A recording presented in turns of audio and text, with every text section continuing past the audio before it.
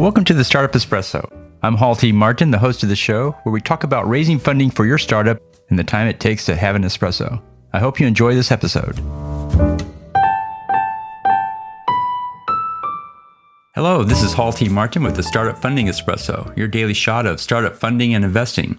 The startup world is open to anybody, and it seems like everybody comes through it at some time or another. I receive calls daily from entrepreneurs who are seeking to start a business, raise funding, or hire a team member. I can always tell who is the serious entrepreneur and who is the pretend-preneur. Someone who likes the idea of running a startup but is not committed to the work required to make it a success. That's important because a pretend-preneur who raises funding will ultimately waste it, and there are too many good startups to invest money in those who aren't going to see it through. Here are some telltale signs of a pretend-preneur.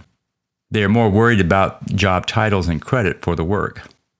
They don't seem too focused on the customer and what it will take to make them happy with the product, as that's a detail to figure out later. They focus on the superficialities of the business and not the core functions of the building the product and selling it. They look for ways around the hard work rather than working their way through it. Problems are the fault of everyone else, and there's nothing that they can do about it. They don't know who their customers are, and it doesn't bother them.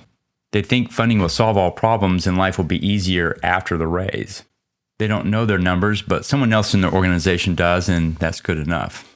As an investor, be on the lookout for these signs. Thank you for joining us for the Startup Funding Espresso, where we help startups and investors connect for funding. Let's go start up something today. Hall T. Martin is the director of Investor Connect, which is a 501c3 nonprofit dedicated to the education of investors for early-stage funding. All opinions expressed by Hall and podcast guests are solely their own opinions and do not reflect the opinion of Investor Connect. This podcast is for informational purposes only and should not be relied upon as a basis for investment decisions.